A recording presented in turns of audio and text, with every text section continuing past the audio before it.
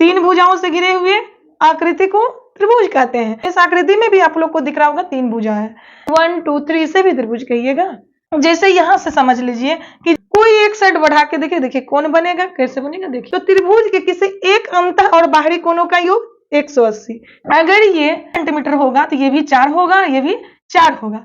तो यही तीन त्रिभुज जो है कोण के आधार पर है। राइट एंगल ट्रायंगल कुछ इस तरह से होता है। ये त्रिभुज पहचानने का कैसे पहचान सकते हैं?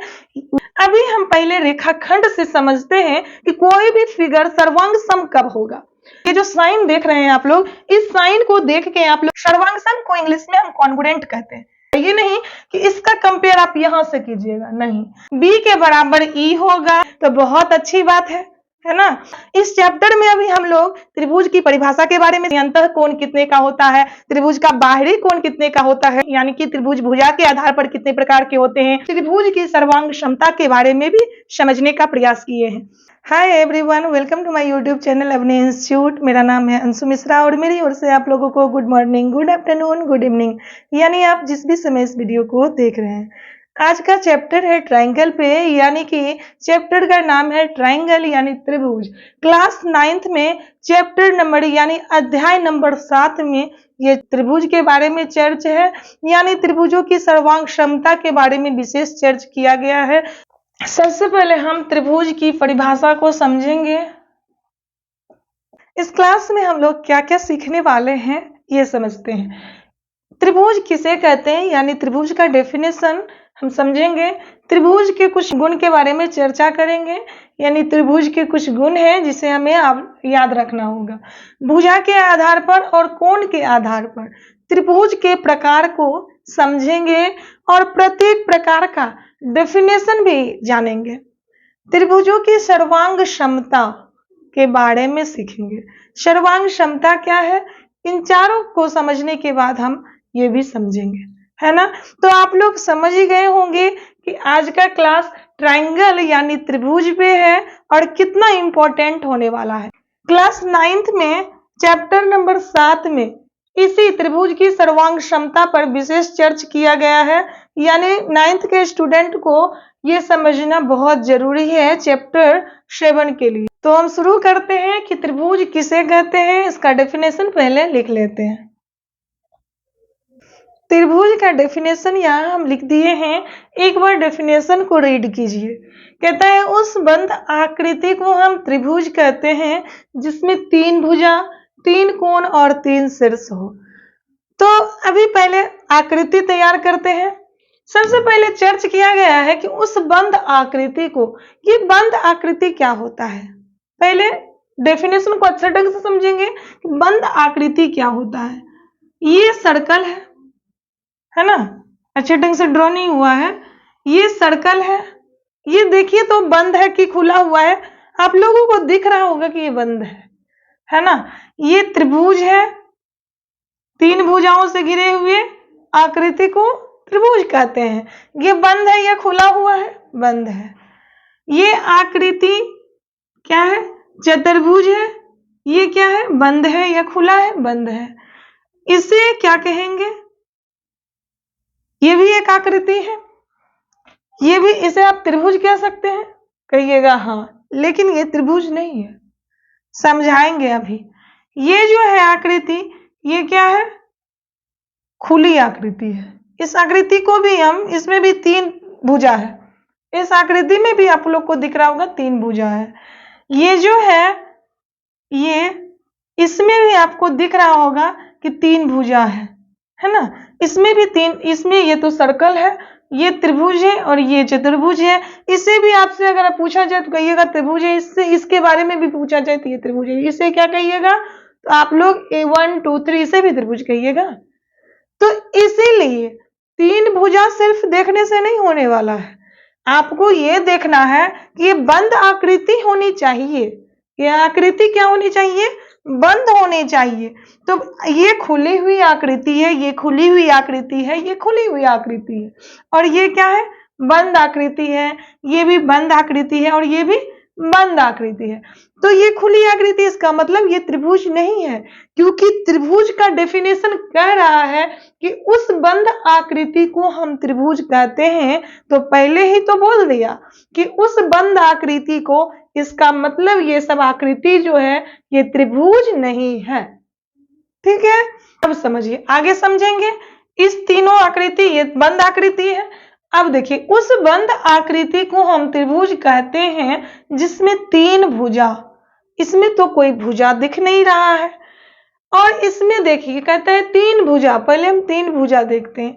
भुजा किसको कहते हैं? तो ये जो ऐसे ये गया, ये फिर एक गया, और फिर एक ये गया, यही हमारा भुजा है, हमारा नहीं, त्रिभुज का। ठीक है, तो इसमें देखिए, इसमें कितने भुजा? तीन भुजा, 1 2 3। और इस आकृति में देखिए चार भुजा है, 1 2 3 4। तो चार भुजा से घिरे हुए आकृति को चतुर्भुज कहते हैं। तो ये तो सर्कल हो गया, वृत्त, और ये चतुर्भुज। तो हमें चर्चा भी करना है त्रिभुज पे। तो उस बंद आकृति को हम त्रिभुज कहते हैं जिसमें तीन भुजा है, तीन कोण। कोण अब किसे कहेंगे? देखिए, यहां देखिए एक कोण बन रहा है। अगर आप लोग लाइन एंड एंगल को पढ़े होंगे, पढ़ के आए होंगे, तब तो समझ रहे होंगे कि कोण है, और ये क्या है? कोण है। ये क्या है? कोण है। तो किसी किसी माप का कोण होगा, यानी ये 30 होगा, तो ये 60 होगा, तो ये 90 होगा। ठीक है, क्लियर है? 60 डिग्री, यहाँ 30 डिग्री मेजर किया हुआ नहीं है।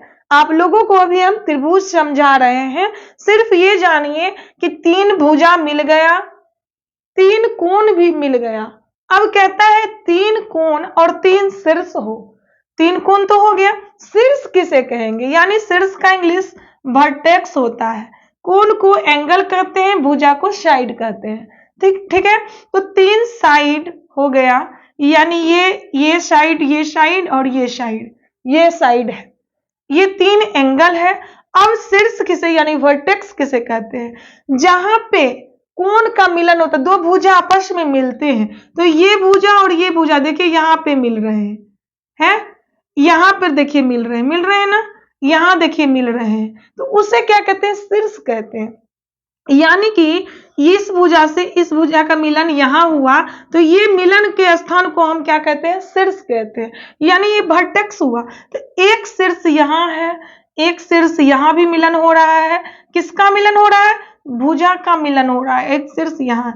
यानी त्रिभुज में तीन भुजा होते हैं, तीन कोण होते हैं और तीन शीर्ष होते हैं। ये हमारा क्या है? त्रिभुज है। तो इतना तो आप समझ गए कि त्रिभुज वह बंद आकृति है।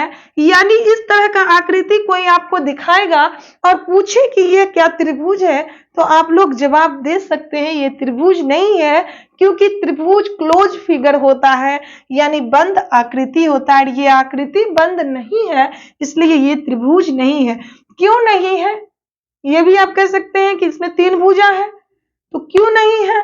इसलिए नहीं है कि त्रिभुज में तीन भुजा भी होते हैं और तीन कोण भी होते हैं। तो सोच के देखिए, एक कोण यहां बना, एक कोण यहां बना, यहां कोण बना क्या? नहीं बना ना, यहाँ पे कोण नहीं बना ना, यहाँ कोण नहीं बना। क्यों नहीं बना? क्योंकि ये जो एंगल है यहाँ सटा हुआ नहीं था, ये क्लोज फिगर नहीं था, इसलिए यहाँ कोण नहीं बना। और त्रिभुज का डेफिनेशन में तो आप लोग पढ़ रहे हैं कि तीन भुजा हो, तीन कोण हो, तीन शीर्ष हो। तो क्या इसमें तीन भुजा तो है? भुजा ये और ये दो और ये तीन भुजा तो है, लेकिन कोण दो बना। और शीर्ष किसे कहते हैं? जब दो भुजा जहां आपस में मिलते हैं उसे शीर्ष कहते हैं। एक वर्टेक्स ये है, एक वर्टेक्स ये है, और यहाँ पे वर्टेक्स तो नहीं बना। तो आप लोग का डेफिनेशन इस आकृति से क्लियर नहीं हुआ, और ये आकृति इस त्रिभुज को दर्शा रहा है कि इसमें वर्टेक्स भी तीन है, और इसमें भुजा भी तीन है, और इसमें कोण भी तीन है। ठीक है, आप लोग समझ रहे हैं त्रिभुज किसे कहते हैं? त्रिभुज उस बंद आकृति उस क्लोज फिगर को ट्राइंगल कहते हैं जिसमें 3 साइड और 3 कोन यानी कि 3 एंगल और 3 वर्टेक्स हो। ठीक है, 3 शीर्ष हो, 3 कोन हो और 3 साइड यानी भुजा हो। तो ऐसे आकृति को, कैसे खुली आकृति को नहीं, वैसे बंद आकृति को हम त्रिभुज कहते हैं। क्लियर होगा आप लोगों का कि त्रिभुज किसे कहते हैं। ऐसे आप लोग पढ़ रहे होंगे 3 भुजाओं से घिरे हुए क्षेत्र को या आकृति को त्रिभुज कहते हैं। क्या उस डेफिनेशन से ये क्लियर हो रहा था? नहीं हो रहा था ना। तो इस डेफिनेशन में आप लोगों को 2 क्वेश्चन सॉल्व होने वाला है ना। कौन सा? एक तो ये क्वेश्चन त्रिभुज किसे कहते हैं, किसी को आप समझा सकते हैं कि त्रिभुज बंद आकृति है, उसमें जिसमें 3 भुजा हो, 3 कोण हो, 3 शीर्ष हो, वही हमारा त्रिभुज होगा। और अगर इस डेफिनेशन को आप लोग अच्छे ढंग से समझ लेते हैं तो कोई भी आदमी आपसे क्वेश्चन करे कि त्रिभुज में कितने भुजा, तो डेफिनेशन से क्लियर है 3 भुजा। त्रिभुज में कितने कोण, तो डेफिनेशन से क्लियर है 3 कोण। त्रिभुज में कितने शीर्ष, तो डेफिनेशन से क्लियर है 3 शीर्ष, है ना। इसको भी बंद कर देंगे तो ये भी त्रिभुज ही बन जाएगा। तब हमारा यहाँ पे देखिए एक कोण बन गया, एक कोण ये, एक कोण ये, वर्टेक्स भी मेरा 3 है, 1 2 3, तो ये भी मेरा त्रिभुज हो गया।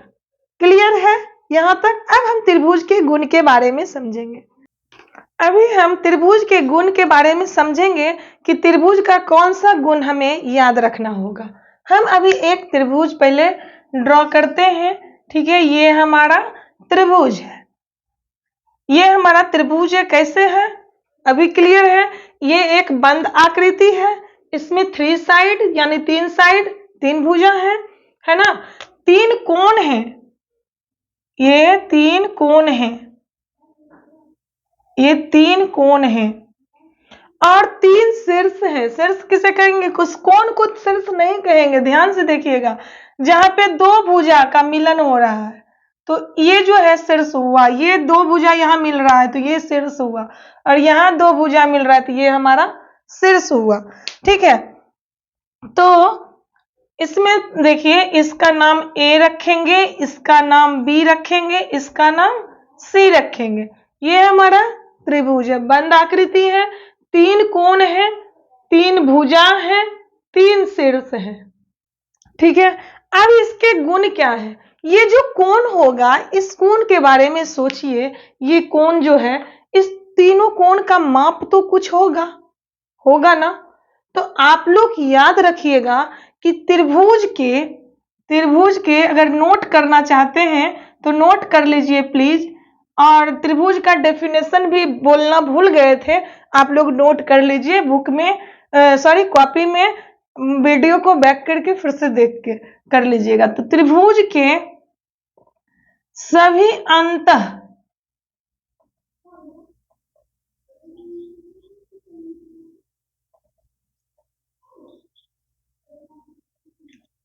कोण का माप कितना होता है, यहां हम लिख देते हैं 180 डिग्री होता है। क्या लिखा हुआ है, त्रिभुज के सभी अंतः कोणों का माप 180 डिग्री होता है। अगर मान लीजिए ये कोण है 60 डिग्री का, तो ये कितने का होगा। अगर सॉरी ये मान लीजिए 60 डिग्री का नहीं, आकृति को देख के भी माप रखना चाहिए। अगर ये 90 डिग्री का कोण है तो ये कितना होगा, 60 डिग्री का, और ये 30 डिग्री का। जरूरी नहीं है कि यहाँ 90 डिग्री का कोण बना तो यहाँ 30 का बनेगा और यहाँ 60 का ही बनेगा, कुछ भी हो सकता है। त्रिभुज ये भी त्रिभुज ही है। अगर मान लीजिए यहाँ ये कोण बना है और ये बना है 60 डिग्री का, और यहाँ पे ये बना है मान लीजिए 50 डिग्री का, तो 60 यहाँ तब बनेगा कितने डिग्री का, 60 50 110, तो यहाँ बनेगा 70 डिग्री का। ये भी त्रिभुज ही है। तो याद रखिएगा त्रिभुज के सभी अंतः कोणों का योग 180 डिग्री होता है। अगर आपको एक ऐसा फिगर अभी बना दें, मान लीजिए एक ऐसा फिगर आपको त्रिभुज का बना दिया जाए, अगर आपका इसमें रुक जाइए, फिर से ड्रॉ कर लेते हैं हम। एक त्रिभुज यहाँ बना लिया जाए और इसका माप मान लीजिए ये 3 कोण हो गया, यहाँ 120 डिग्री, यहाँ 60 डिग्री, यहाँ 50 डिग्री दे दिया जाए। आपसे पूछे कि क्या यह त्रिभुज है, तो आप लोग कहिएगा कि हाँ त्रिभुज है, लेकिन ये त्रिभुज नहीं है। आप इसके डिग्री को यानी कोण को देख के आप लोग कह सकते हैं कि ये त्रिभुज नहीं है। अगर 120 डिग्री का कोण यहां बनेगा तो ये कोण कभी भी 60 डिग्री का नहीं बनेगा, ये कोण कभी भी 50 डिग्री का नहीं बनेगा। ज्योमेट्री की शुरुआत कहां से करें, उस वीडियो में जाके देखिएगा कि कोण को बहुत अच्छे ढंग से समझाए हैं। तो अगर ये कोण 120 डिग्री का, तो कोण निश्चित है कि ऐसे बनेगा, है ना। तो अगर ये कोण 120 डिग्री का बना, इसको इरेज कर लेते हैं, 120 डिग्री का, तभी ना यहाँ बड़ा कोण बनेगा 120 डिग्री का। अगर ये 120 डिग्री का बनेगा तो इस बंद आकृति होनी चाहिए, बंद आकृति होनी चाहिए। तो ये कोण देखिए, तो ये 50 डिग्री, यहाँ 60 डिग्री का कोण लग रहा है आपको, ये 50 डिग्री का कोण लग रहा है, यहाँ 50 डिग्री का कोण बनेगा। अगर ये 120 डिग्री का, क्यों? क्योंकि कोई सीधी रेखा ऐसे जो रहेगा तो उस पर डायरेक्ट 90 डिग्री का कोण बनता है, और 120 डिग्री के कोण बनने के लिए इस लाइन को थोड़ा सा और इधर आना होगा। यानी कि जैसे यहां से समझ लीजिए कि जैसे ये लाइन यहाँ 90 डिग्री का ऐसे बन रहा था, कोण बन रहा था, तो ये थोड़ा सा इधर बढ़ेगा तभी ना कोण का साइज बढ़ेगा, कोण का माप बढ़ेगा। जब ये लाइन इधर बढ़ेगा, जैसे यहाँ पे बढ़ा ये वाला भुजा, तभी तो यहाँ बड़ा कोण बना 120 डिग्री का, है ना। अगर ये 120 डिग्री का बना तो त्रिभुज कब बनेगा? जब त्रिभुज तीनों भुजा क्या हो, बंद हो, है ना। तीनों आकृति जो जहां कहीं क्लोज होना चाहिए, खुला हुआ तो होना नहीं चाहिए, तभी तो 3 कोण बनेगा। और कोण 3 बनेगा तो सोच के देखिए, 120 डिग्री का कोण यहां बना तो यहाँ पे 50-60 का बनेगा, कभी नहीं बनेगा। आप लोग मेजर करके देख लीजिएगा, बना के चेक कर लीजिएगा, कभी कोण नहीं बन सकता है। ये कोण जब भी होगा तीनों कोणों का माप मिला के 180 डिग्री होगा। तो 120 यहाँ बना है तो ये 30 होगा और ये भी 30 होगा। अगर यहाँ 120 डिग्री का कोण बना तो यहाँ अगर 30 का बनेगा तो ये भी 30 का बनेगा। देख लीजिए आप लोग, आकार से भी आप लोगों को दिख रहा होगा कि ये कोण और ये कोण बराबर दिख रहा होगा, समझ रहे हैं। इसीलिए त्रिभुज के सभी अंतःकोणों का माप 180 डिग्री होता है ना। अगर यहाँ 90 डिग्री बना तो यहाँ देखिए 60 डिग्री, यानी 90, 60, 150 और 30, 180 डिग्री, यानी ये त्रिभुज है। अब बेहिसाब से अगर कोण का माप अगर दे दे कोई आपसे, अगर पूछे कि ये बताओ कि त्रिभुज है, तो आप लोग कोण का माप देख के आप लोग कह दीजिएगा कि नहीं। अगर यहाँ 120 ऐसे दे दे और यहाँ कुछ भी 40 दे दे और पूछे कि ये त्रिभुज बताओ कौन सा त्रिभुज है, पहले आप जवाब दे सकते हैं ये त्रिभुज है ही नहीं। क्यों नहीं है? क्योंकि त्रिभुज के अंतःकोणों का योग 180 डिग्री होता है। क्यों होता है? तो एंगल को आप लोग जब तक नहीं समझिएगा तब तक अभी नहीं समझ सकते हैं। क्योंकि अगर यहाँ 90 डिग्री का कोण बना, अगर यहाँ 90 डिग्री का, फिर से सोचिए, अगर यहाँ 90 डिग्री का कोण बना तो ये एक भुजा जो है इससे मिलेगा तभी तो बंद होगा। क्योंकि डेफिनेशन में तो हम लोग पढ़ रहे हैं कि वह बंद आकृति जिसमें 3 भुजा हो, तो एक भुजा जब इससे मिलेगा तभी तो वो बंद आकृति होगा, और बंद आकृति जब होगा तभी तो यहाँ भी कोण बनेगा, तब 3 कोण बनेगा। डेफिनेशन तभी ना क्लियर होगा। और जब ये भुजा भी बनेगा तो 3 शीर्ष बनेगा। तो ये स्वाभाविक है 90 डिग्री का अगर यहाँ कोण बनेगा तो ये कोण छोटा होगा और ये छोटा होगा, है ना। अगर ये 60 हो भी जाता है तो ये 30 ही होगा। आप लोग मेजर करके माप के आप लोग बना के देखिएगा, ऐसा ही त्रिभुज बनेगा। तो इसीलिए त्रिभुज के सभी अंतःकोणों का माप कितना होता है? 180 डिग्री होता है। एक बात ध्यान दीजिए, यहाँ कहता है त्रिभुज के अंतःकोण। अंतःकोण किसे कहते हैं? अंदर में बनने वाले कोण को। तो त्रिभुज में क्या बाहर में भी कोण बनते हैं क्या? बाहर में कहीं तो नहीं दिख रहा है कोण बनने का। तो अंतः कोण जब बोल रहा है तो जरूर बाहर में कोण बन रहा होगा। अगर बाहर में कोण नहीं बनता तो ऐसे बोल सकता था कि त्रिभुज के सभी कोण का माप 180 डिग्री होगा, लेकिन इसमें कोण में अंतः लगाया है, तो अंतः 180 डिग्री होता है, तो निश्चित ही बाहर में भी कोण बनेगा। कैसे बनेगा अभी देखिए। देखिए बाहर में कोण कैसे बनेगा, सभी भुजा को मान लीजिए ये एबीसी अभी हम हटा देते हैं क्योंकि नाम यहाँ दिए थे। देखिए ये त्रिभुज नहीं बने, यहाँ त्रिभुज मिट गया तो ये त्रिभुज ऐसे में नहीं कहेंगे, ठीक है, हम त्रिभुज बना दिए हैं। कितने साइड है, 3 साइड है, जरा अच्छे ढंग से समझिएगा, ठीक है, 3 साइड है, तो ये साइड इसको हम आगे बढ़ाते हैं, ठीक है। अब इस साइड को, किस साइड को बढ़ाएं, ध्यान से देखिएगा, ये नीचे वाला साइड जो बेस है ना, इस बेस को हम आगे बढ़ाएं, ठीक। अब ये नहीं कि इसको भी इधर बढ़ा लीजिएगा, नहीं, साइड को देख के बढ़ाना है। बचा कौन सा साइड, ये वाला साइड, ठीक है, ये वाला साइड ऐसे बढ़ाए, ठीक है। ध्यान से देखिएगा, ये नहीं कि इधर नीचे वाला ये बेस जो है इसको हम इधर बढ़ाए तो इधर भी बढ़ा देंगे, तब गलत हो जाएगा। ध्यान से इस साइड को बढ़ा लिए इधर, इस साइड को हम इधर, इस साइड को हम इधर, बचा कौन सा साइड, ध्यान है आपको, ये वाला साइड, ये साइड बचा है, इसको हम इधर बढ़ाते। अब कहिएगा कि क्या हम इधर इस साइड को इधर ही बढ़ा सकते हैं क्या, नहीं। इस त्रिभुज से समझिए, इसका बाहरी कोण, इस साइड को हम यहाँ पे इस त्रिभुज में ऊपर बढ़ाए हैं, तो इसको हम यहाँ भी बढ़ा सकते हैं, तब भी कोण बनेगा। इस साइड को, यानी जिसको बेस बोले थे, इस साइड को हम इधर बढ़ाए हैं तो इधर भी बढ़ा सकते हैं, लेकिन एक ही तरफ बढ़ाना होगा, एक ही तरफ। तब हम जब इसको हम इधर बढ़ाएंगे, इसको हम इधर बढ़ाएंगे, इसको हम इधर बढ़ाएंगे, तब बच गया कौन, ये, इसको तब किधर बढ़ाएंगे, इधर बढ़ाएंगे। देखिए एक एक साइड बढ़ाए हैं हम, ध्यान से देखिएगा, एक एक साइड बढ़ाए हैं, तो जरूरी नहीं है कि इधर ही हम बढ़ाए तो आप भी बढ़ाइएगा, नहीं, कोई एक साइड बढ़ा के देखिए। देखिए कौन बनेगा, कैसे बनेगा, देखिए यहाँ पे कोण बना। अब साइड अगर बढ़ जाता है तो देखिए कोण पूरा बनता है, यहाँ भी बनता है ना। आप लोग एंगल जब समझ रहे होंगे तो उस एंगल में ये समझिए कि किसी सीधी रेखा पे जो कोण बनता है वो 180 डिग्री का बनता है, वो कोण 180 डिग्री का बनता है। अगर आप लोग नहीं समझ रहे हैं तो वीडियो बना चुके हैं हम, ज्योमेट्री की शुरुआत कहां से करें, उसमें आपको बिंदु, रेखा, रेखाखंड, किरण, कोण और कोण के सभी प्रकार का उसमें पूरे अच्छे ढंग से समझाया गया है उस वीडियो में, वहां से जाके आप लोग समझ सकते हैं।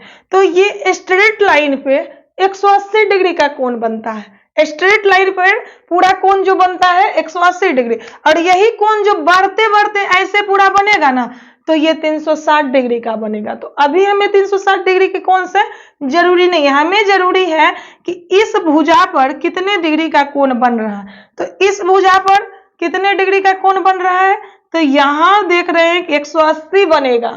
क्यों, क्योंकि सीधी रेखा पर 180 डिग्री का कोण बनता है। तो किसको मिला के, अंदर और बाहर दोनों मिला के 180 डिग्री का कोण बनेगा।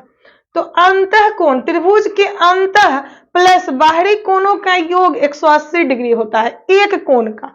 त्रिभुज के अंतः और बाहर कोण का योग 180 डिग्री होता है। अभी क्लियर होगा, ये भी 180 होगा, ये भी 180 होगा, ये भी 180 होगा। देखिए कैसे, जब हम जानते हैं कि किसी स्ट्रेट लाइन पे यानी सीधी रेखा पे 180 डिग्री का कोण बनता है, तो 180 में बन चुका है कितना, अंदर में बन चुका है 90, तो बाहर में कितना बनेगा, तो कोई दिक्कत नहीं, 180 डिग्री में माइनस कर देंगे, अंदर में जो बना है तो बच गया कितना, 90, यानी कि 90 डिग्री का कोण बाहर में भी बनेगा। समझ रहे हैं, फिर से समझिए, अगर किसी स्ट्रेट लाइन पे, किसी सीधी लाइन पे अगर 90 डिग्री का कोण बनता है, इतना आप जानते हैं। अगर नहीं जानते हैं तो कोण वाले चैप्टर में जाके समझिए, ठीक है। तो स्ट्रेट लाइन पे 90 डिग्री का कोण बनता है, तो त्रिभुज में अंतः में यानी अंदर में जो कोण बना है 90 बना है, तो पूरे में 180 बन रहा है, तो 180 में हम कितना घटाएंगे? जो अंदर में बना है ना, अंदर में जो बना है, तो अंदर में 90 बना है, तो बचा कितना? 90। तो 90 डिग्री बाहर में बनेगा, है ना। 90 डिग्री का कोण ये, यानी यहां भी 90, यहां भी 90, तब 180 डिग्री। तो क्या बोले हैं? त्रिभुज के किसी अंतः कोण, किसी भी एक एंगल के बारे में बोल रहे हैं। अंतः प्लस बाहरी कोण का योग, अंतः और बाहरी कोण का योग 180 डिग्री होता है। एक कोण का चर्च किया है, और सभी बाहरी, सिर्फ बाहरी का अगर चर्च करेंगे तो 360 डिग्री होगा। लिख लीजिए यहां, इस हम त्रिभुज को मिटा देते हैं, ठीक है। त्रिभुज के आप लोग त्रिभुज लिख लीजिएगा। यहां हम त्रिभुज का चित्र दे दिए हैं। सभी बाहरी कोणों का योग, याद रखने वाला ये बात है, बाहरी कोण का योग का योग 360 डिग्री होता है। कितना होता है? 360 डिग्री। कैसे होता है अभी समझ में आ जाएगा, या आ भी गया होगा, ठीक है। एक कोण को तो हम निकाल लिए, पूरे स्ट्रेट लाइन पर कितने का कोण बनता है? 180 डिग्री बनता है, ये आप समझ गए होंगे। अब देखिए इस कोण को हम देखते हैं, यहां 30 डिग्री का कोण बना, तो पूरा कोण इस लाइन पर यहां से देखिए ऐसे लाइन जो गया है, इस लाइन पर पूरा कोण कैसे बनेगा? यहां से आधा बन गया है, पूरा ऐसे कोण बनेगा। और इस सीधी रेखा पर, इस रेखा को देखिए, ऐसे रेखा है ना, इस पे कोण ऐसे बना है। सीधी रेखा पर कितने का कोण बनता है? 180 डिग्री का कोण बनता है, ठीक है। अब देखिए इस रेखा पर जो कोण बना है, यानी इस भुजा पर जो कोण बना है, ये पूरे कोण बना है 180 डिग्री का। तो कुछ कोण त्रिभुज के अंदर चल गया है और कुछ कोण बाहर बना है। तो अंदर में कितना बना है? 30 डिग्री। तो पूरा कोण 180 है, तो उसमें घटा देंगे 30। तो 30 को अगर हम घटा देते हैं तो बचता है कितना? 150, ठीक है। 30 डिग्री का कोण अगर अंदर में बन रहा था, तो 150 डिग्री का कोण बाहर में बनेगा। कितना बनेगा? 150 डिग्री का। क्यों बनेगा? क्योंकि किसी स्ट्रेट लाइन पर जो कोण बनता है, स्ट्रेट लाइन पर, तो वो कोण जो बनता है, चाहे वो लाइन ऐसा भी हो, ऐसा रहे, इस पे भी जो कोण बनेगा तो वो 180 डिग्री का होगा। ऐसे लाइन रहेगा उसमें भी 180 डिग्री, ऐसे भी लाइन रहेगा तो उसमें जो कोण बनेगा तो 180 डिग्री का बनेगा। क्लियर है? तो ऐसा जो बना था यहाँ पे देखिए, ऐसे जो बना था देखिए अब बनेगा, और ऐसे जो बना था तो देखिए यहां बना है, ठीक है। अब देखिए इतना तो आप समझ गए हैं कि ये कोण 150 डिग्री का ना। अब देखिए इस लाइन पर, इस भुजा पर यहां 60 डिग्री का कोण बना, तो यहां पर ऐसे बना है, तो ऐसे कोण जाएगा, बाहरी कोण जो बनेगा त्रिभुज का वो ऐसे बनेगा। और दोनों को मिला के, दोनों को, अंतः कोण और बाहरी कोण का योग 180 डिग्री होता है। फिर से समझिए, अंतः प्लस बाहरी, तब ना 180 होगा। देखिए समझिएगा थोड़ा ध्यान से। लाइन कैसा है? ये जो लाइन, सॉरी हम लाइन बोल रहे, भुजा, ये साइड जो है, ये साइड ऐसे गया है, त्रिभुज का साइड है, और ये स्ट्रेट है। इस पे जो कोण बन रहा है, तो ये हम लोग को पता है कि 180 डिग्री का ही बनेगा, क्योंकि पूरा आधा कोण बन गया है। और यही कोण जो आधा और बन जाएगा ना, तो 360 बनेगा, लेकिन हमें आधा ही बनाना है, कोई एक भुजा पे ही कोण बनाना है। तो कितना बनेगा? 180 डिग्री का कोण बनेगा। तो 180 डिग्री में अगर 60 डिग्री का कोण अंदर में बना हुआ है, तो 180 में हम अंदर वाला कोण को अगर हम घटा देंगे 60 डिग्री को, तो हमको बाहरी में जो आधा कोण बचा हुआ है उसका माप निकल जाएगा। तो 180 में हम 60 को घटाते हैं तो 120 डिग्री, ठीक है। 120 डिग्री यहां इसका कोण बनेगा। अब देखिए हम यहां लिखे हैं कि त्रिभुज के सभी अंतः कोण का माप 180 डिग्री और सभी बाहरी कोण का माप 360 डिग्री, बाहरी कोण का योग 360 डिग्री। अब समझिए बाहरी कोण कौन कौन बना है। यहाँ 90 डिग्री बना है, 90 है बाहर, एक कोण बाहरी कोण 90 है, प्लस एक कोण यहां बाहर में बना है 120, प्लस एक कोण यहां बाहर में बना है 150। क्लियर है, समझ रहे होंगे। अब देखिए 90 120 को जोड़ते हैं तो 210 होता है। जोड़ के देखिए 120 और 90 को जोड़ेंगे तो 210, और 210 और 150 को जोड़ेंगे तो 360 आएगा। 210 और 150 को जोड़िए, 150 को जोड़िए, देखिए 360 आएगा। 0 5 1 6 2 1 3, तो आया ना। सभी बाहरी कोण का माप अगर हम निकाले तो 360 आया, और सभी अंदर वाला कोण 180 डिग्री। क्यों अंदर वाला कोण 180 बनता है, ये तो समझ ही गए होंगे आप लोग, समझ गए होंगे कि क्यों अंदर वाला कोण का माप 180 डिग्री होता है।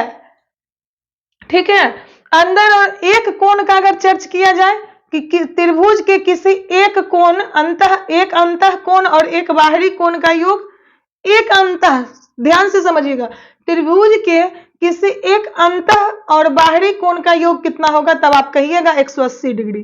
अंतः और बाहरी 180, सिर्फ अंतः कोण का योग 180 और सभी अंतः कोण का योग 180, सभी बाहरी कोण का योग 360।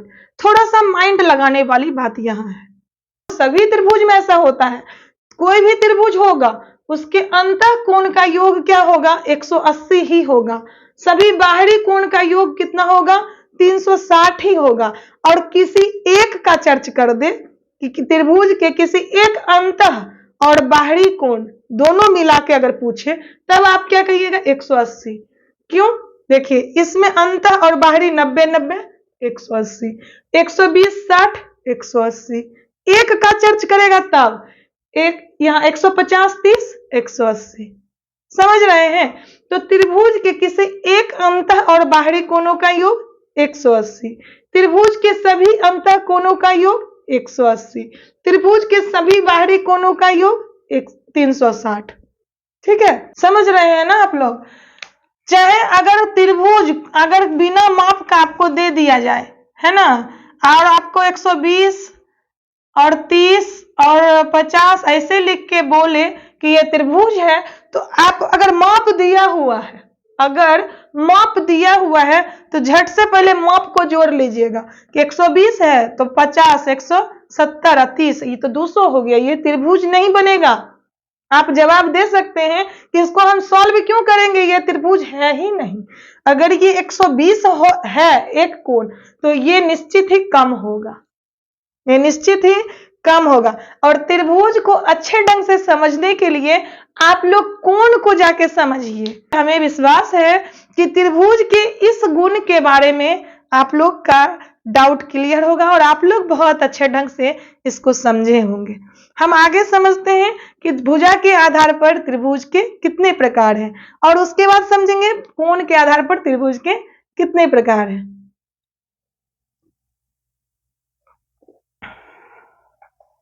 अभी हम समझते हैं कि भुजा के आधार पर त्रिभुज के कितने प्रकार हैं। तो भुजा के आधार पर त्रिभुज 3 प्रकार के होते हैं।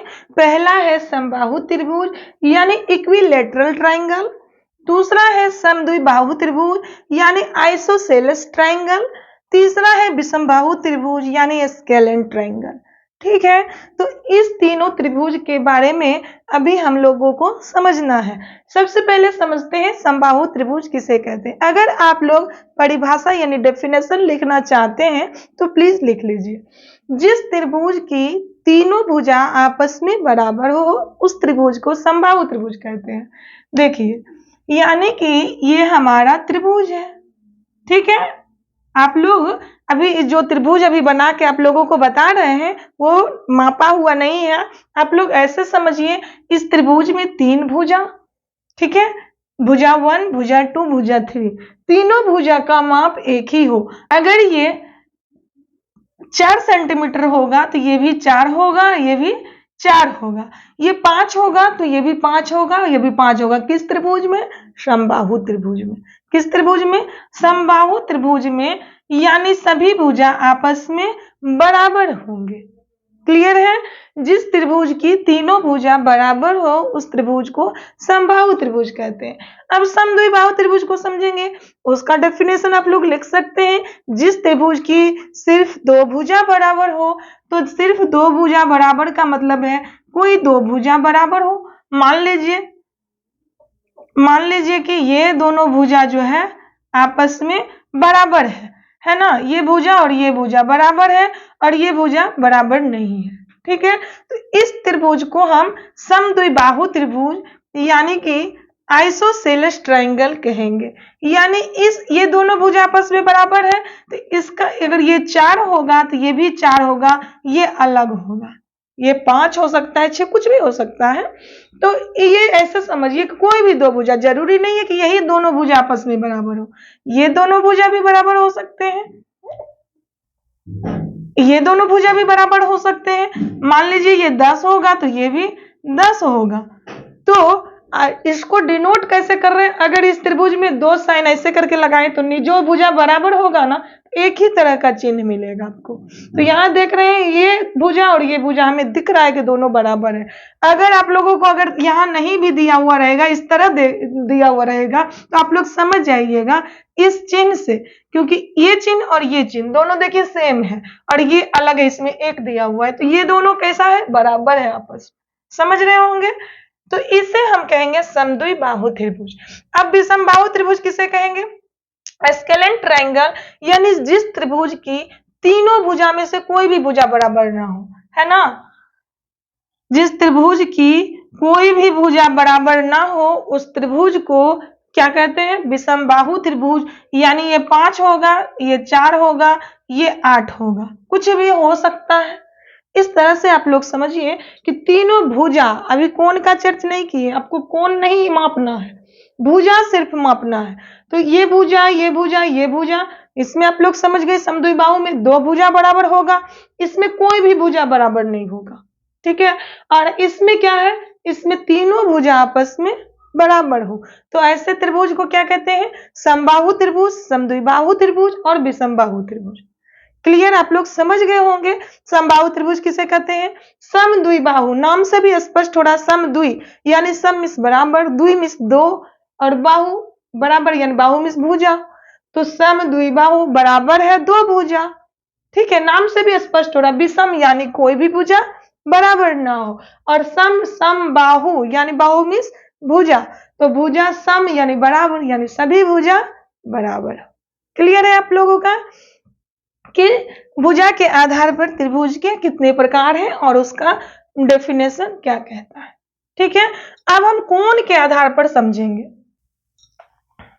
अभी हम लोग समझेंगे कोण के आधार पर भी त्रिभुज 3 प्रकार के होते हैं, है ना? पहला है न्यून कोण यानी एक्यूट एंगल ट्रायंगल, समकोण राइट एंगल ट्रायंगल, यानी इस तरह के अगर चिन्ह आपको दिखे तो ट्रायंगल के बदले में त्रिभुज का चिन्ह भी दिया हुआ रहेगा, ठीक है? अधिक कोण त्रिभुज यानी ऑब्ट्यूस एंगल ट्रायंगल। तो यही 3 त्रिभुज जो है कोण के आधार पर है। न्यून कोण त्रिभुज यानी एक्यूट एंगल ट्रायंगल को इस तरह से आप लोग समझिए कि जिस त्रिभुज का तीनों कोणों का माप 90 डिग्री से कम हो, ये त्रिभुज है, ये 3 कोण बन रहा है, एक कोण, दूसरा कोण और तीसरा कोण। इस तीनों कोणों का माप यानी तीनों कोणों का माप जोड़ना नहीं है, योग नहीं बोल रहे हैं, यानी ये भी 90 से कम होगा तो 60 हो सकता है, मान के चलिए, मेजर किया हुआ नहीं है, 60 होगा, ये 30 होगा और ये 60 30 90, ये 90 डिग्री होगा, या 90 डिग्री से कम होना चाहिए ना, तो ये 60 होगा, तो ये भी 60 और ये भी 60, ठीक है? मान के चलिए ये भी 60। तो ये क्या है? एक्यूट एंगल ट्रायंगल है, यानी जिस कोण का माप 90 डिग्री से कम हो वो कोण एक्यूट एंगल ट्रायंगल कहलाता है। इसमें हम देख रहे हैं 90 डिग्री से कम, ये भी 90 डिग्री से कम और ये भी 90 डिग्री से कम है। तो इस एंगल को यानी इस त्रिभुज को, इस ट्रायंगल को हम लोग एक्यूट एंगल ट्रायंगल कहेंगे, यानी न्यून कोण त्रिभुज कहेंगे, ठीक है? समकोण यानी right angle triangle, right angle तो पूरा क्या है, हाईलाइटेड है ना। जिस त्रिभुज का क्या कहता है, जिस त्रिभुज का राइट एंगल ट्रायंगल कुछ इस तरह से होता है, ये जो 90 डिग्री, कोई एक कोण 90 डिग्री का होगा। समकोण त्रिभुज का डेफिनेशन अगर आप लोग लिखना चाहते हैं तो लिख सकते हैं, जिस त्रिभुज का कोई एक कोण समकोण, समकोण का मतलब 90 डिग्री हो, कोई एक कोण 90 डिग्री का हो, उस कोण को समकोण त्रिभुज कहते हैं। उस त्रिभुज को समकोण त्रिभुज कहते हैं। यानी एक कोण समकोण हो, कोई एक कोण, यानी इसमें 3 कोण बनेगा तो हमें लगता है यही कोण जो है 90 डिग्री का होगा। तो ये कोण कुछ इस तरह से बनेगा और ये 90 डिग्री का होगा, यानी ये क्या है, ये समकोण त्रिभुज है। क्योंकि आप लोग को अगर मान लीजिए ऐसा चित्र त्रिभुज दिखेगा, ऐसा त्रिभुज दिखेगा, थोड़ा सा टेढ़ा हो गया, और यहाँ पे कोण जो रहेगा ना, ऐसे आकृति का अगर दिखेगा, ऐसा आकृति रहे कोण का, तो आप लोग बेहिचक उसको 90 डिग्री का कोण कह सकते हैं, सिर्फ इस तरह के कोण को देख के। ठीक है, तो ये आप लोग जानते हैं कि जिस त्रिभुज में कोई एक कोण समकोण हो, और कोई एक कोण समकोण कब होगा, जब वो कोण 90 डिग्री का होगा। क्योंकि कोण का परिभाषा आप लोग जानते हैं कि 90 डिग्री के कोण को समकोण कहते हैं। तो जिस त्रिभुज का कोई एक कोण समकोण हो, तो समकोण एक कोण ये है, तो ये हमारा समकोण त्रिभुज कहलाएगा। तो और बाकी 2 कोण कितने का होगा, हम तो जानते हैं कि त्रिभुज के सभी अंतः कोण का योग 180 डिग्री होता है। अगर ये 90 है तो ये दोनों मिला के 90 होगा, तो ये 60 होगा और ये 30 होगा। क्लियर है। लेकिन इस त्रिभुज को हम क्या कहेंगे, समकोण त्रिभुज कहेंगे। चाहे समकोण हो या न्यून कोण हो या अधिक कोण हो, लेकिन अंतः कोण का माप 180 डिग्री ही होगा, इतना याद रखिएगा। अगर एक कोण समकोण है 90 है, तो बाकी 2 कोण को मिला के 90 डिग्री होगा, तभी ना तीनों कोण का योग 180 डिग्री होगा। समझ रहे हैं आप लोग ना। तो त्रिभुज, समकोण त्रिभुज किसे कहते हैं, जिस त्रिभुज का कोई एक कोण समकोण हो, उस त्रिभुज को समकोण त्रिभुज कहते हैं। तो ये त्रिभुज हमारा समकोण त्रिभुज है। अब कहता है अधिक कोण त्रिभुज, यानी ऑब्ट्यूस एंगल ट्रायंगल किसे कहते हैं। आप लोग इस त्रिभुज से समझ जाइएगा, आप लोग इस त्रिभुज से समझ जाइएगा।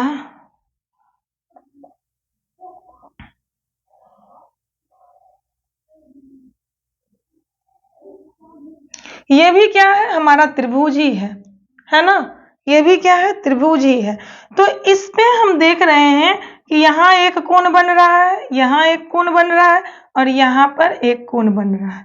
तो ये जो कोण है 120 डिग्री का है मान लीजिए, और ये जो है ये 30 डिग्री का है और ये 30 डिग्री का है। ठीक है, तो ये त्रिभुज है, बिल्कुल है। त्रिभुज पहचानने का, सिर्फ आपको त्रिभुज पहचानने का कैसे पहचान सकते हैं, वो तो एक बंद आकृति होना चाहिए, तो इसमें बंद आकृति है। सभी अंतः कोणों का योग 180 डिग्री होना चाहिए, तभी वह त्रिभुज बनेगा। सभी अंतः कोणों का योग 180 डिग्री होना चाहिए। तो 120 डिग्री, 30, 150 और 30, 180 डिग्री, बिल्कुल ये त्रिभुज है। ठीक है, अब कहता है अधिक कोण त्रिभुज का डेफिनेशन क्या कहता है, ये लिखना है तो लिख सकते हैं। जिस त्रिभुज का कोई एक कोण 90 डिग्री से अधिक हो, या कोई एक कोण 90 डिग्री से अधिक हो, वो क्या कहलाता है, ऑब्ट्यूस एंगल ट्रायंगल, यानी कि अधिक कोण त्रिभुज कहलाता है। कहिए कैसे, तो देखिए इस कोण का एक कोण 90 डिग्री से अधिक है, 120 डिग्री है, बाकी 2 कोण कुछ भी हो वो न्यून ही होगा, यानी छोटा ही होगा, क्योंकि अंतः कोण का योग क्या होना चाहिए, 180 डिग्री होना चाहिए। तो जब एक कोण 90 डिग्री से अधिक होगा, यानी 120, यहाँ जरूरी नहीं है कि 120, 110 डिग्री भी हो सकता है, इसमें 110 डिग्री भी हो सकता है। अगर 110 डिग्री इसमें हुआ तो ये एक कोण 40 डिग्री होगा, बढ़ जाएगा। समझ रहे हैं, ये आपका कोण के ऊपर डिपेंड करता है, लेकिन त्रिभुज 180 यानी तीनों कोण जब तक 180 डिग्री नहीं होगा तब तक आकृति बंद नहीं होगा। आप लोग दिमाग लगा के सोचिए कि अगर जब ऐसे कोई गया एंगल तो उसका ये जो कोण है एकदम ऐसे जाएगा तभी ना। तो देखिए अगर ये बड़ा कोण बना तो ये छोटा बनेगा और ये छोटा बनेगा, तभी तो एंगल मिलेगा, तभी तो ये भुजा सब जो साइड है सब आपस में मिलेगा। और जब बंद होगा आकृति यानी क्लोज फिगर होगा तभी हम इसे त्रिभुज कहेंगे। आप लोगों को डेफिनेशन जो लिखा है त्रिभुज उसमें पहले हम बंद आकृति का चर्च कर दिए, ठीक है। वह बंद आकृति, ऐसा नहीं हो कि तीन साइड कोई दिखा दे और कहे कि ये त्रिभुज है तो आप लोग हाँ बोल दीजिए, नहीं, आकृति क्या होना चाहिए, बंद होना चाहिए यानी क्लोज होना चाहिए, ठीक है। तो आप लोग समझ रहे होंगे कि जिस त्रिभुज में कोई एक कोण 90 डिग्री से अधिक हो तो उस कोण को हम अधिक कोण त्रिभुज कहते हैं। त्रिभुज में अभी हम कोण देख रहे हैं, ठीक है। तो कोण के आधार पर भी त्रिभुज तीन प्रकार के होते हैं। कौन कौन? न्यून कोण एक्यूट एंगल, सम कोण राइट एंगल ट्रायंगल और अधिक कोण यानी ऑब्ट्यूस एंगल ट्रायंगल। ये सब हमारा कोण के आधार पर त्रिभुज है, ठीक है। तो आप लोग समझ गए होंगे कि कोण के आधार पर त्रिभुज के कितने प्रकार हैं और उसका डेफिनेशन क्या है, डेफिनेशन को भी अच्छी तरह से समझ गए होंगे। अब हमारा था पॉइंट कि त्रिभुजों की सर्वांग समता के बारे में जानना। त्रिभुज से पहले हम किसी रेखाखंड को लेते हैं।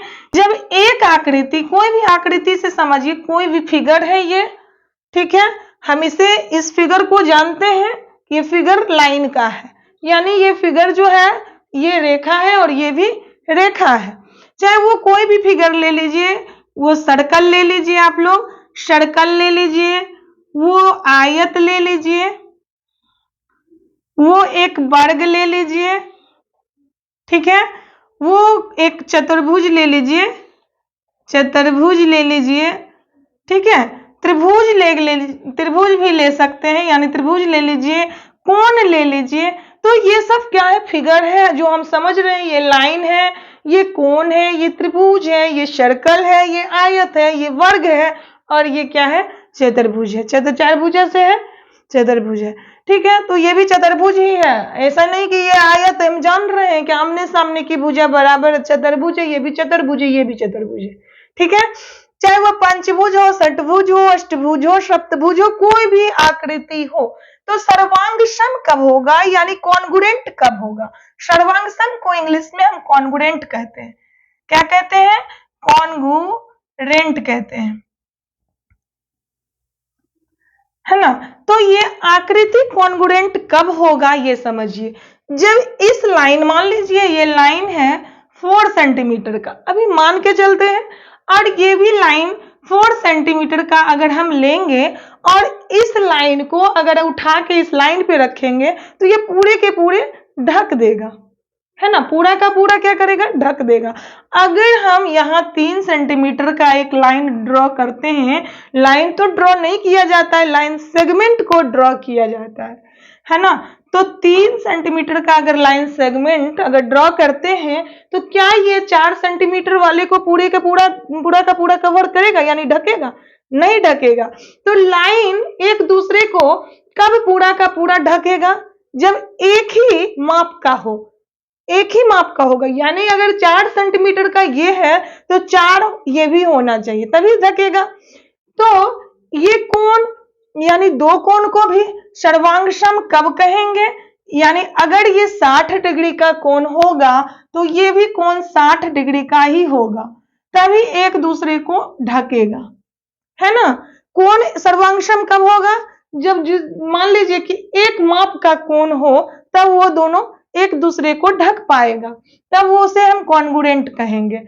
अगर ये सर्कल है, इसका जो रेडियस होगा उसी रेडियस का एक और सर्कल होगा, है ना, इसका जो त्रिज्या होगा इसी त्रिज्या वाला एक और सर्कल अगर हम ड्रॉ करेंगे तभी एक दूसरे को ढक पाएगा। ये जो आयत है इसी सेंटीमीटर यानी इसका जो लंबाई और इसका जो चौड़ाई होगा तो एक और आयत होगा, यानी ये 5 सेंटीमीटर का है और ये 4 सेंटीमीटर इसका चौड़ाई है, तो इस आयत का भी 5 सेंटीमीटर होना चाहिए लंबाई और 4 सेंटीमीटर चौड़ाई, तभी ये दोनों आयत क्या होगा, कॉन्ग्रुएंट होगा।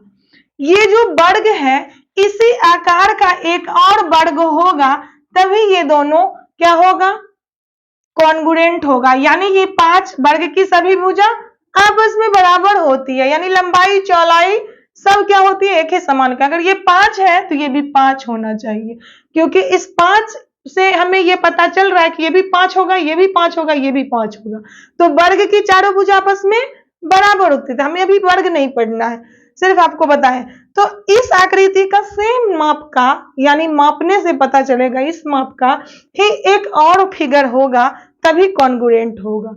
इस माप का एक और फिगर होगा तभी कॉन्ग्रुएंट होगा।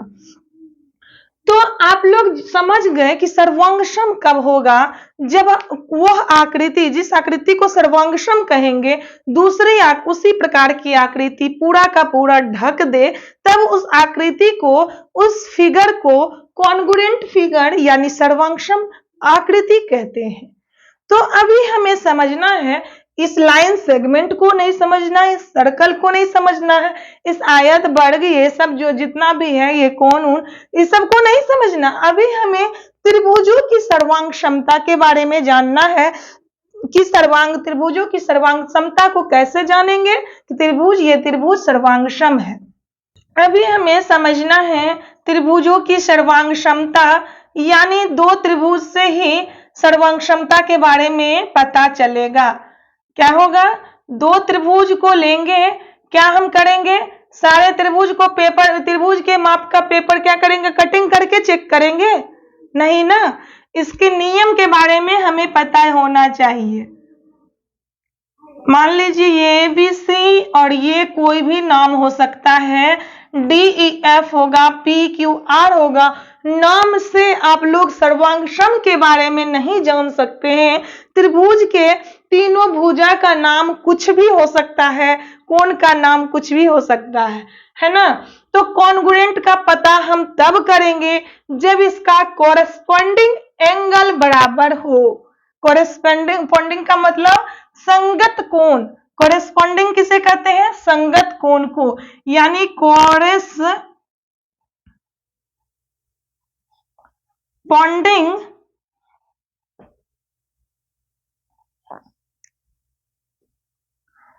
एंगल यानी संगत कोण।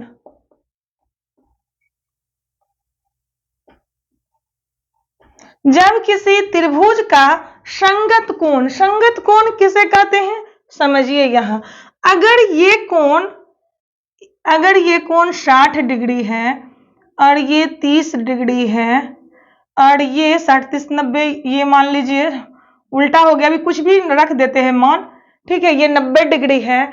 तो इस कोण का अगर माप 60 डिग्री है, ये 30 डिग्री है ना, और ये 90 डिग्री है,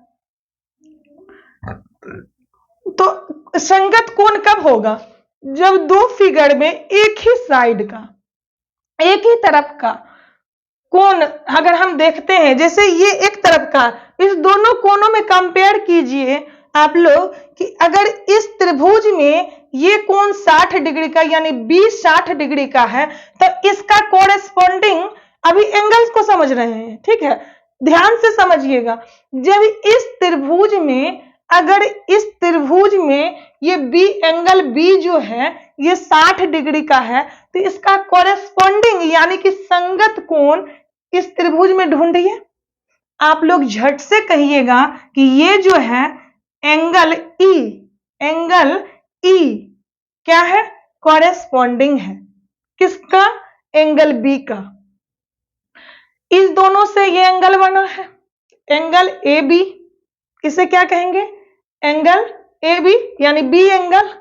ये 60 है तो ये क्या है 60, इसका कोरेस्पोंडिंग कौन सा होगा, B का E होगा। ये अगर 30 डिग्री है तो इसका एक साइड वाला, एक ही तरफ वाले कोण को क्या कहते हैं, संगत कोण कहते हैं, एक तरफ जो मिले। जैसे इस कोण, इस त्रिभुज में ये कोण यहाँ C बना रहा है 30 डिग्री का, तो इस त्रिभुज में इसका संगत कौन होगा? इसका संगत F होगा, यानी ये भी 30 बना रहा है। ठीक है, इसमें अगर ये 90 डिग्री का कोण है तो इसका कॉरेस्पॉन्डिंग कौन होगा? ये 90 होगा। तो आप लोग एक ही तरफ का, यानी दोनों में कंपेयर जो कीजिएगा एक तरफ का, ये नहीं कि इसका कंपेयर आप यहां से कीजिएगा, नहीं, इसका कंपेयर आप यहां से कीजिएगा, नहीं। तो एक ही साइड के से कंपेयर के संगत कोण अगर बराबर हो, यानी इक्वल हो, दोनों में बराबर हो, यानी तब ये क्या होगा? सर्वांगसम होगा। और